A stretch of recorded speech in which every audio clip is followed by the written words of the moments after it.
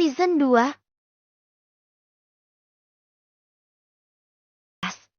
Amira mengusap permukaan gambar yang sudah memburam. Bahkan wajah sosok anak perempuan pada potret tersebut sudah tidak jelas terlihat lagi. Mungkin karena termakan usia. Setelah mengusap-usap dengan ujung pakaiannya, gambar tersebut masih juga buram. Padahal ia sangat penasaran ingin melihat seperti apa wajah anak perempuan itu. Mungkin sangat cantik, sampai Erlan menyimpannya dengan begitu rapi. Menyelip di antara lembar pakaiannya. Perhatian Amira lantas tertuju pada sebuah buku catatan kecil yang ia tebak adalah milik suaminya. Perlahan ia membuka lembar pertama. Ada nama Bianca yang tertulis dengan tinta berwarna emas di sana. Bianca Darmawan. Sepasang matanya terpejam.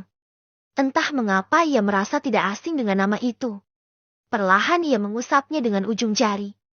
Meresapi nama itu di dalam hati. Namun, semuanya tersamar. Amira tersadar dari lamunan.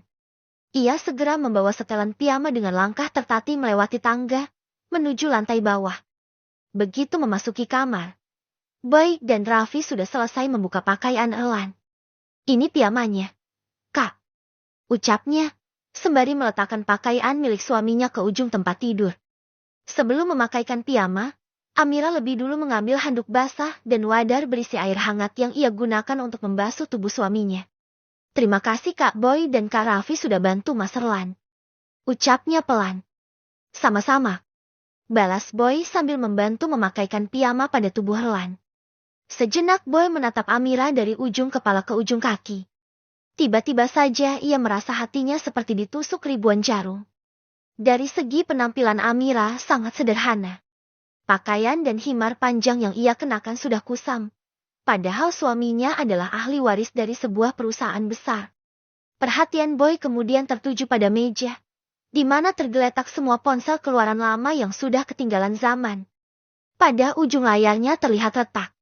Ia semakin merasa sesak saat mendapati sebuah koper di samping lemari, yang setahunya adalah milik Amira.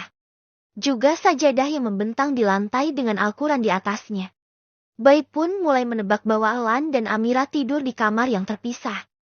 Diam-diam Boy menatap mata Amira yang sembab. Mungkin tadi ia habis menangis dalam waktu yang cukup lama. Ketika Amira hendak membawa wadah dan handuk basah menuju kamar mandi, ia melangkah dengan terseok-seok setengah pincang. Kamu kenapa? Deh, kakinya sakit. Tanyanya. Nggak apa-apa. Tadi habis kecelakaan kecil, tapi nggak apa-apa.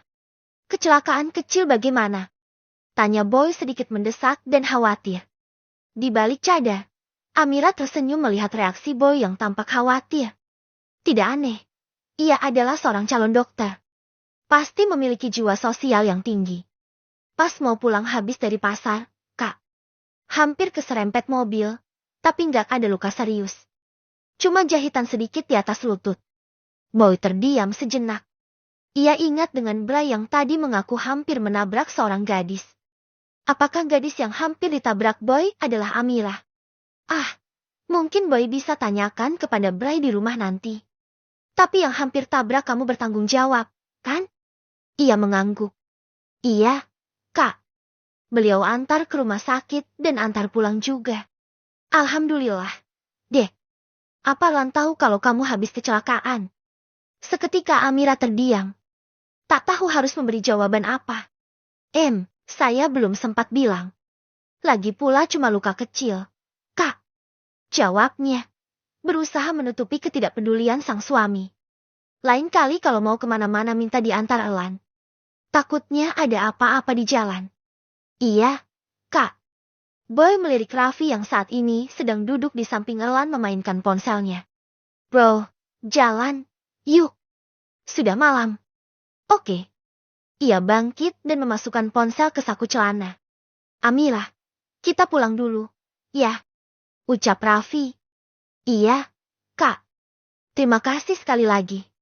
Saat Boy dan Raffi melangkah keluar kamar, Amira mengikuti dari belakang. Hendak mengantar kepergian dua laki itu. Sebelum keluar pintu, Boy sempat membalikan tubuhnya. Setiap kali menatap Amira, ia seperti merasakan sesuatu yang berbeda. Seolah gadis itu memiliki magnet yang selalu menariknya. Dek, Aku tahu nggak sebaiknya ikut campur dalam urusan rumah tangga kalian. Tapi, Elan sudah seperti saudaraku sendiri. Artinya, kamu juga sudah seperti adikku. Kalau Elan melakukan sesuatu yang menyakiti kamu, beritahu aku. Amira diam sembari menundukkan kepala, berusaha menyembunyikan genangan air matanya. Kelembutan dan kalimat singkat penuh makna dari lelaki itu terasa hangat menyusup ke hati. Iya, Kak. Insya Allah. Bao menyembunyikan tangannya ke belakang punggung. Entah mengapa rasanya ingin mengusap puncak kepala gadis itu. Namun, kemudian ia meyakinkan diri bahwa gadis di hadapannya itu bukan mahram. Ya udah, kamu hati-hati di rumah. Assalamualaikum. Waalaikumsalam. Amira menutup pintu. Kemudian mengintip melalui celah jendela. Ia melihat Boy naik ke mobil bersama Raffi. Amira mengusap air mata. Entah perasaan itu berasal dari mana. Melihat sosok Boy membuatnya merasa seperti memiliki seorang kakak laki-laki. Sementara itu, di mobil Boy bersandar sambil merenung. Raffi yang duduk di kursi melirik sejenak. Kenapa, bro? Enggak apa-apa. Aku hanya sedang memikirkan Amira. Kasihan dia. Kita doakan saja semoga nanti ada jalan terbaik untuk mereka. Aku yakin Erlan hanya butuh waktu untuk bisa menerima Amira. Insya Allah. By the way, bagaimana dengan mobilnya Erlan yang ketinggalan di diskotik? Gampang. Nanti karyawan diskotik yang antar besok pagi. Oh. Amira masih merenung di sofa ruang tamu saat Boy dan Erlan meninggalkan rumah itu. Ia termenung dalam kesendirian. Tiba-tiba ia teringat pada buku catatan kecil milik Erlan yang tadi dilihatnya. Walaupun sadar ia tidak berhak membuka barang pribadi seseorang tanpa izin, sekalipun itu milik suaminya sendiri. Namun, potret anak kecil dan sebuah buku catatan tadi terus menghantuinya. Amira bangkit dan segera menuju lantai atas. Masuk ke kamar suaminya dan membuka lemari di mana tadi ia meletakkan buku kecil itu. Kemudian duduk di sofa dan membuka lembar demi lembar. Pada setiap halaman tertera tanggal yang sama di setiap tahunnya. Akan ada tulisan tangan Erlan memenuhi buku tersebut. Dari salah satu halaman, Amira menemukan fakta bahwa gadis kecil bernama Bianca itu menghilang bersamaan dengan kepergian mendiang mertuanya. Catatan pertama yang tertuang pada buku tersebut tertulis tahun di mana Erlan berusia 17 tahun. Hai, Bian, apa kabar kamu di sana? Andai kamu tahu di sini ada sepotong hati yang sedang dipenuhi kerinduan.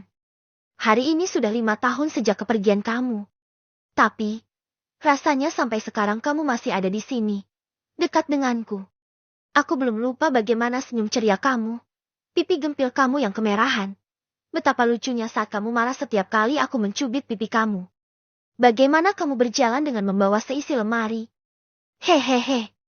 Bian, andai waktu bisa diputar, aku pasti akan melakukan apapun sebelum semuanya terjadi. Tapi, aku tidak bisa berbuat apa-apa. Aku hanya bisa selalu berdoa semoga Allah selalu menjagamu dan memberimu tempat yang indah di sisinya. Aku pernah mendengar bahwa anak-anak yang pergi lebih dulu akan berada dalam perlindungan Nabi Ibrahim AS. Mereka akan tinggal di sebuah gunung surga yang begitu indah. Mereka tidak akan kelaparan dan kehausan. Semua kebutuhan mereka akan terpenuhi. Seharusnya aku bahagia untuk kamu. Mungkin kamu lebih bahagia tinggal di sana. Mungkin saat ini kamu sedang bermain di taman yang ditumbuhi bunga-bunga, atau sedang mandi di kolam susu yang manis. Tapi, kenapa aku masih saja sedih?